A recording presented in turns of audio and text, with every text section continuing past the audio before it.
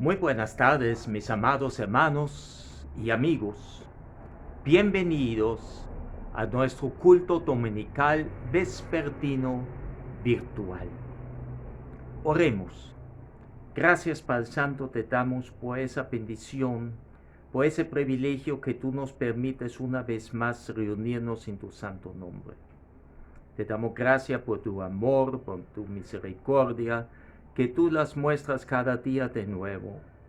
Venimos ante de ti arrepentidos de nuestras ofensas y te pedimos perdón por nuestros pecados. Gracias, Padre Santo, por tu palabra, la cual es fundamento sólido para nuestra fe. Te damos gracias por cada aquellas personas que hoy nos ven por primera o por segunda vez este mensaje a través de nuestras plataformas. Y te rogamos especialmente por todos aquellos que están en pruebas, que están afligidos, Señor. Fortalézalos, consuélalos, y también le dé resignación a aquellos que han perdido recientemente un ser amado. Pero también, Padre Santo, en este momento yo te ruego que tu Santo Espíritu me ayude a apacentar a tus ovejas. Que sea palabra tuya que fluye de mi boca y que este mensaje también es para gran edificación para todos aquellos que lo oyen. En el nombre del Señor oramos. Amén y amén. Amados, tengan por favor su Biblia abierta en el libro de Hechos, en el capítulo 26. Y hoy vamos a estudiar los versículos 24 al 32.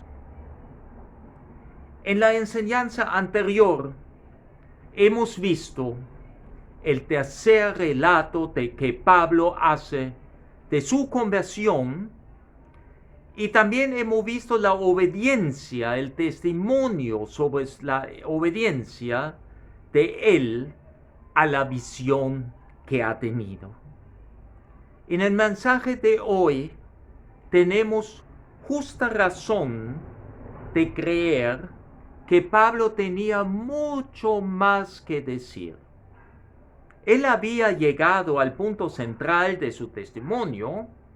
Podría haberse detenido al finalizar su relato, pero fue precisamente en este momento cuando el gobernador Porcio Festo le interrumpió. Veremos entonces el mensaje de hoy titulado Pablo insta a Agripa a que crea. Y lo encontramos, como ya lo he dicho, en el libro de Hechos, en el capítulo 26, en los versículos 24 al 32. La primera porción, los versículos 24 al 26, hemos titulado Pablo es acusado de locura. Y leemos la palabra de Dios. El versículo 24 del capítulo 26 en el libro de Hechos. Diciendo él estas cosas, se refiere a Pablo, ¿verdad? Diciendo él estas cosas en su defensa, Festo a gran voz dijo: estás loco, Pablo, las muchas letras te vuelven loco. Pablo mostraba un profundo conocimiento de las Escrituras, el cual le hizo sabio para la salvación por la fe que es en el resucitado Cristo Jesús. Con esta acusación de estar loco, el gobernador hizo una insinuación, en cierta manera, que Pablo no era del todo responsable, y eso será motivo suficiente por el cual no debía ser condenado, pero tampoco creído. Sentimos en este momento que esta interrupción por parte de Festo era más bien por menosprecio hacia Pablo. Continuamos con el versículo 25. Mas él dijo: no estoy loco, excelentísimo Festo, sino que hablo palabras de verdad y de cordura. Observemos la respuesta de Pablo con toda serenidad y un respeto grande hacia el gobernador. Y esa serenidad y ese respeto mostrado por Pablo en este momento muestran su cordura en abierta contradicción a la acusación de Festo de ser loco. Un loco nunca se podría guardar su lengua, dirigirse en esta forma a los acusadores. Perdería, como uno dice, los estribos muy fácilmente. Versículo 26. Pues el rey sabe estas cosas, delante de quien también hablo con toda confianza, porque no pienso que ignora nada de esto, pues no se ha hecho esto en algún rincón. Aquí en ese versículo 26 vemos unos detalles muy interesantes. Recordemos antes que nada que el rey Agripa era judío. Por tanto, él tenía conocimiento de las escrituras y las profecías.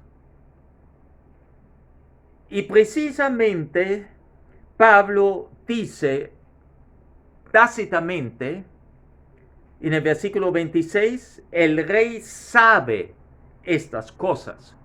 Obviamente, como era judío, conocía perfectamente bien lo del Antiguo Testamento. Y él habla con toda confianza, porque todo lo que yo estoy diciendo, él lo sabe. Él lo ha oído, él ha visto. Porque todo lo que él ha dicho no ha ocurrido en algún rincón, sino la muerte y la resurrección de Jesús eran cosas notorias. Y precisamente el rey conocía esos detalles. Obviamente vemos aquí que Pablo apela al rey Agripa en confirmación lo que él dice. Vamos a la segunda parte del estudio de hoy. Los versículos 27 al 29 relatan cuando Pablo apela a Agripa. Versículo 27. ¿Crees, oh rey Agripa, a los profetas? Yo sé que crees. En este versículo, mis amados, vemos que Pablo no solamente apela al rey Agripa, sino busca de comprometerlo a responder. Pablo buscaba con su pregunta la afirmación que Agripa daba crédito a los profetas, quiere decir que él creía en los profetas, aún tal vez que no era un creyente de corazón, pero sí tenía conocimiento. Y obviamente esta pregunta causó que el rey Agripa se encontraba en un dilema. Si él dice que sí creía, él va a estar tildeado como un loco ante de sus amigos romanos. Pero si él, al negarse que creía en los profetas, obviamente hubiera sido una ofensa muy grande a sus compatriotas judíos. Era una situación bien difícil para el rey. Versículo 28. Entonces Agripa dijo a Pablo: por poco me persuades de ser cristiano. Entonces, podemos imaginarnos, después de esa pregunta de Pablo, de esa pregunta muy comprometedora, podemos imaginar que todos los presentes tenían los ojos puestos en el rey, y el rey presidía la sesión, y aquí prácticamente Agripa en cierta manera evade una contestación, un sí, un no, y dice por poco, con pocas palabras, ya yo iba a creerte. Entonces, en cierta manera, él no contestaba directamente la pregunta, sino lanzó como indirectamente una pregunta, pero con lo que tú me has dicho, ya yo, con lo poco, ya casi me hubieras convencido, de creer en ti. Era político, obviamente. Y en el versículo 29, la palabra de Dios nos enseña: y Pablo dijo: quisiera Dios que por poco o por mucho, no solamente tú, sino también todos los que hoy me oyen, fueseis hechos tales cual yo soy, excepto estas cadenas. En esa respuesta de Pablo muestra su apostolado, su gran corazón, ese deseo que todos se convierten en cristianos. Él lo ve como la máxima felicidad del hombre cuando se hace cristiano. Es un gozo para él, y él desea que todos puedan llegar a los pies de Cristo. La salvación está al alcance de todos que creen que Jesucristo murió en la cruz, pagó por los pecados del mundo, como cordero sin mancha que quita el pecado del mundo, y Dios lo resucitó al tercer día en señal que aceptaba ese sacrificio único y perfecto para todos los tiempos, para todas las personas, para todos los pecados. Con excepción, él deseaba eso para todos. Con excepción, esa aflicción de estar preso, está en cadenas, como dice aquí. Eso él no deseaba a nadie. Ahí vemos el corazón de Pablo. Pero pensando en el Evangelio universal, Pablo pensaba en el Evangelio universal para todos los que creen en Él, en Jesucristo. Y la última porción de la enseñanza de hoy lo vemos en los versículos 30 al 32, cuando Pablo es declarado inocente.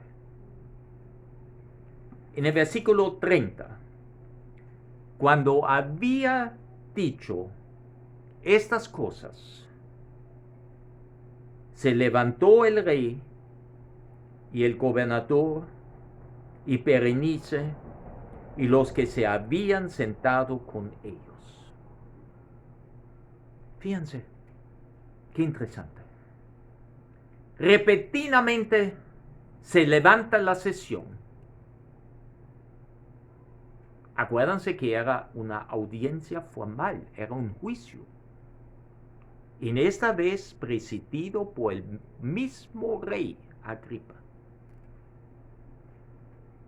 Podemos preguntarnos por qué se levanta tan repentinamente la sesión. Posiblemente todo el relato de Pablo, su testimonio, su actuar públicamente conocido de antes y después, como Saulo de Tarso y luego como apóstol Pablo. No me cabe la menor duda que los presentes sintieron algo de conciencia. Y obviamente la mejor salida de esta situación muy incómoda, muy comprometedora para el rey, para el gobernador, para los demás presentes, era dar por concluida la audiencia pública. Versículo 31. Y cuando se retiraron aparte, hablaban entre sí diciendo: ninguna cosa digna ni de muerte ni de prisión ha hecho este hombre. Aquí vemos, amados hermanos y amigos, que cuando se retiraron de la audiencia, se han reunido en privado a conversar. Y todos estaban de acuerdo, allá en privado, que Pablo es inocente y no merece ninguna pena y mucho menos la muerte. Qué interesante.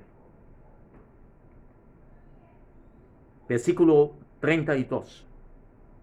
Agripa dijo a Festo: ¿podía este hombre ser puesto en libertad si no hubiera apelado a César? Hermanos, yo siento que eso es una excusa. Es una excusa que por la apelación a César, Agripa y también Festo no podían declarar a Pablo inocente y liberarlo de la prisión. Si eso era una conversación en privado, no se podría tal vez hablar con Pablo. Si ellos lo declararían libre, de darle la oportunidad de desistir de la apelación a César, de revocar esa apelación, seguramente como juristas, jurídicamente era factible desistir de una apelación. Pero ellos no querían, obviamente, cargar con esa responsabilidad de declararlo libre. Pero también tenemos que recordar la aparición de Cristo, de Jesús, del Señor, mientras Pablo estaba en la prisión, diciéndole: me es necesario que tú testifiques de mí en Roma. No era necesario para Pablo, era necesario para el Señor que Pablo vaya a Roma a testificar. Y ciertamente podemos asumir que Pablo usaba esa apelación, el derecho a apelación a César, como el mecanismo, la forma de llegar a Roma para cumplir con el mandamiento de su Señor. Es muy interesante esa parte. Hermanos, como aplicación en nuestra vida diaria de la porción de hoy y los relatos anteriores, y también como enseñanza, ¿qué quiere enseñar Pablo a nosotros? Podemos decir, mis amados, que hemos visto en la enseñanza de hoy y en los anteriores, que Pablo, ante de las falsas acusaciones de sus adversarios, nunca perdió la serenidad y el respeto. Nos enseña a no devolver insulto por insulto y menosprecio por menosprecio. Y precisamente esta actitud tan hermosa, y la vimos hoy otra vez de nuevo, nos debe recordar la palabra de Dios cuando en la primera carta a los tesalonicenses, en el capítulo 5, en el versículo 15, dice: mirad que ninguno pague a otro mal por mal. Antes seguid siempre lo bueno unos para con otros y para con todos. Hermanos, eso que tomase la justicia por su propia mano, eso ya no es del cristiano. Nosotros no deberíamos ser causa de un conflicto, pero cuando alguien nos causa un conflicto, encargamos esa situación a nuestro Señor. Él se va a encargar de sacarnos, si es su voluntad, y se encarga de la justicia. Hermanos, hoy tenemos ese privilegio de celebrar la Cena del Señor. Es para conmemorar lo que hizo Jesús, el Señor Jesús, por nosotros en la cruz. Que Él dio su cuerpo y derramó su sangre como precio por nuestros pecados. Y la Cena del Señor,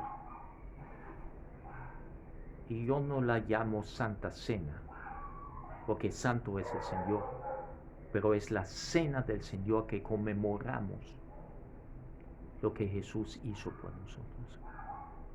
Y lo vamos a hacer solemnemente. Y me permiten, primeramente, y vamos a orar por el pan que simboliza al cuerpo de nuestro Señor Jesucristo, que fue dado por nosotros, y el jugo de la vid, simboliza la sangre preciosa derramada por mi Señor en la cruz. Oremos juntos. Padre Celestial, te damos gracias por ese privilegio que nos permites hoy celebrar la cena del Señor en memoria lo que tú hiciste por nosotros. Tú diste tu vida, tu cuerpo, tu sangre por nosotros, para que nosotros podemos, los que creemos en ti y confesamos lo que tú hiciste por nosotros y te recibimos como Salvador y Señor, podemos tener acceso a la vida eterna en presencia de Dios. Padre Celestial, te ruego que bendice ese pan que representa el cuerpo de mi Señor y bendice ese jugo de la vida como símbolo de la sangre preciosa derramada en la cruz. En el nombre de Jesús oramos. Amén y amén.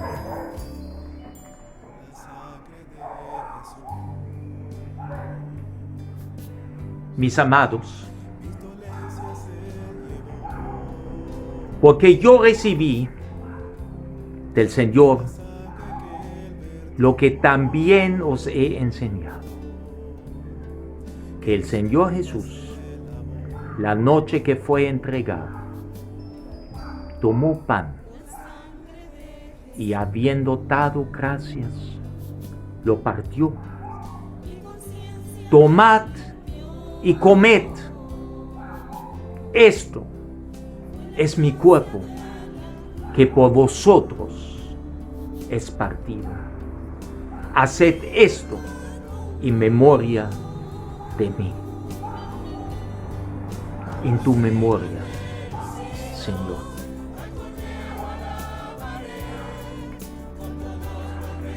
Recordemos cómo fue maltratado el cuerpo de nuestro Señor Jesucristo. Por sus llagas fuimos sanados. Él entregó su cuerpo en nuestro lugar, en su gran amor para mí. Asimismo, también tomó la copa después de haber cenado, diciendo: esta copa es el nuevo pacto en mi sangre. Haced esto todas las veces que la bebieres en memoria de mí. Así pues, todas las veces que comieres este pan y bebieres esta copa, la muerte del Señor anunciáis hasta que Él venga. En tu memoria, Señor. Ven, Señor Jesús. Hermanos, fuimos salvos, fuimos perdonados, fuimos justificados y santificados por esa preciosa sangre del Cordero sin mancha que quita el pecado del mundo. Gracias, mi Señor, por ese amor. Gracias, mi Dios, por ese sacrificio perfecto y único. Y gracias por ese privilegio, Padre nuestro, de permitirnos hoy de haber celebrado la cena del Señor. Oremos.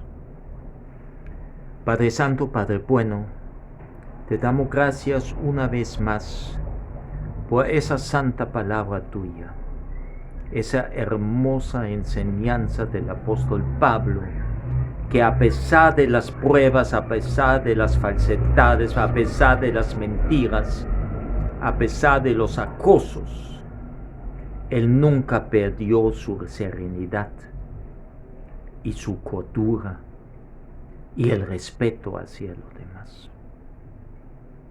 Él echó abajo todas esas acusaciones de ser loco, de sufrir de locura, porque Él siempre mantuvo su serenidad y su respeto.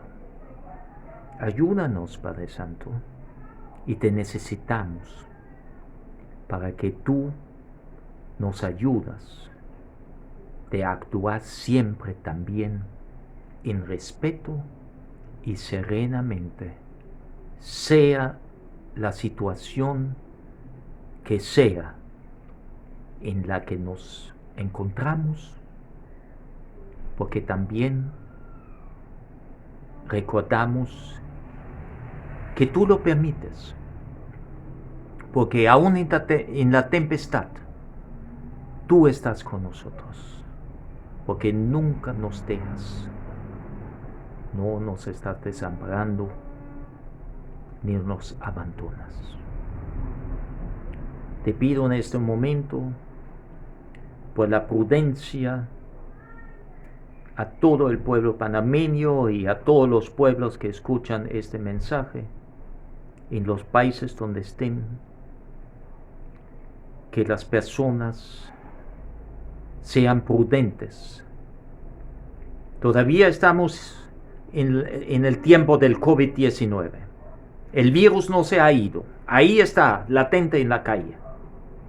Pero tenemos que ser prudentes para minimizar los riesgos de contagio. No podemos tentar a Dios de salir a la calle sin mascarilla, sin protección, como nada estuviera pasando. A Dios no se tenta. Ayúdanos de comprender y cumplir con lo que recomiendan y ordenan las autoridades. Y pido en este momento por todas las autoridades, en los países donde están los amigos y los hermanos que ven este mensaje, que bendiga a los gobernantes, a las autoridades, y que nos ayuda a acatar, de cumplir con sus mandamientos también. Pero sobre todo te ruego que todos ellos, las autoridades, también pueden conocerte como Rey de Reyes y Señor de Señores. Guárdanos esta semana que comienza hoy, que nunca falte tu divina provisión en nuestros hogares, y permita que todo lo que hagamos nos lleve a un buen éxito. En el nombre de Jesús oramos. Amén. Amigo, ahora contigo, ¿ya tú tienes Jesucristo en tu corazón? ¿Jesucristo es tu Salvador personal y Señor? ¿Estás seguro si fueras hoy de este mundo, estarías en la presencia de Dios?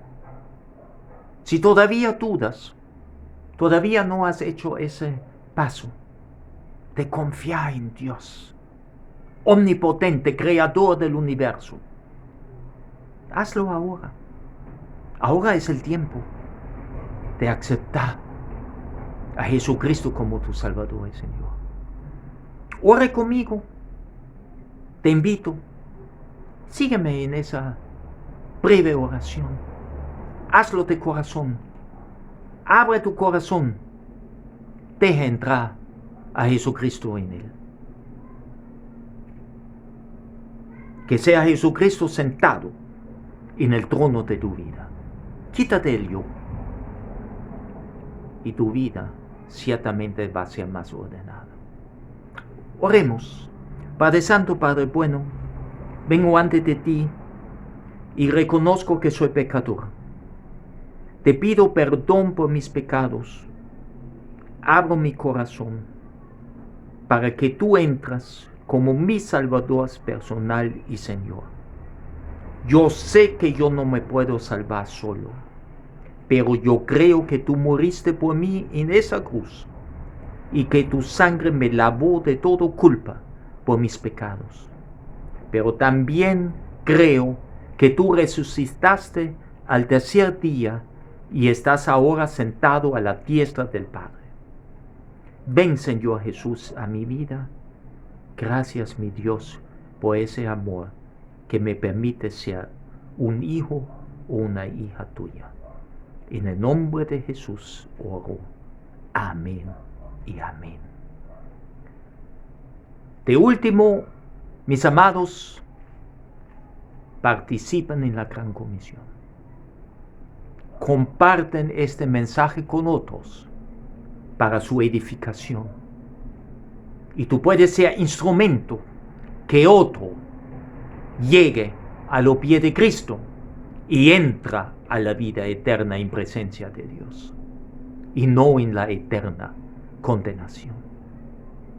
Testifique, congrégate, comparta. Dios sigue bendiciendo, mis amados.